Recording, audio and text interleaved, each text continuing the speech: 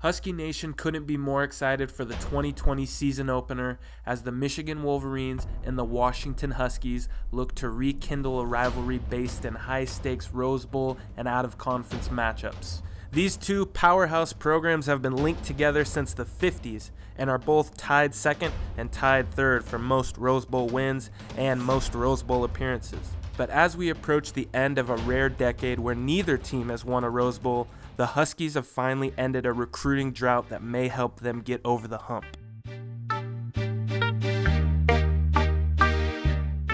On September 8, 2001, a true freshman named Reggie Williams made his much anticipated debut in front of a sold-out Husky stadium. He went on to catch 4 passes for 134 yards to help number 15 Washington upset none other than the 11th ranked Michigan Wolverines. Reggie was the last UW commit to be the number 1 ranked wide receiver recruit on the West Coast, who was also ranked in the top 30 nationally. The only problem is, Williams committed 19 years ago. Even with superstars like John Ross III. With the 9th pick in the 2017 NFL Draft, the Cincinnati Bengals select John Ross, wide receiver, Washington. High second-round pick Dante Pettis. To the end zone he goes. Into the hands of Dante Pettis. Huskies strike first. And a young, exciting core from the 2017, 18, and 19 classes headlined by half-man, half-amazing Puka Nacua. Husky Nation has still been more triggered than political Twitter over the inability to sign the top wide receiver target out west year after year, leaving the position still affected by the curse of Keith Gilbertson.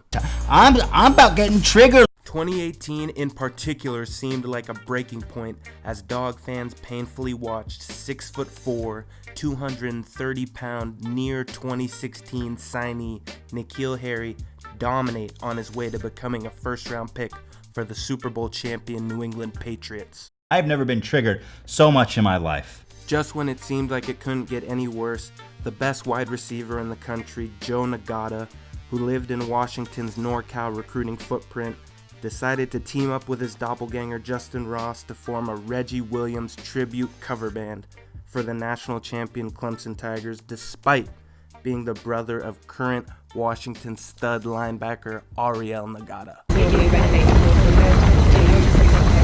Now wait! Before you plot your revenge to murder me for reopening the most traumatic of wounds, or before you call into a suicide hotline, fresh off of netting Sam Heward and Ethan Garbers to complete the deepest quarterback unit in the country, the Washington Huskies broke the Keith Gilbertson curse by finally securing a commitment from the number 1 wide receiver on the West Coast and the number 30 overall recruit in the country, Jalen McMillan. Not today, old friend. Of course, every football season, including this one, is appreciated without being overlooked, but let's celebrate UW being the premier destination for top West Coast talent who dream of playing in the most traditional and highest profile of matchups.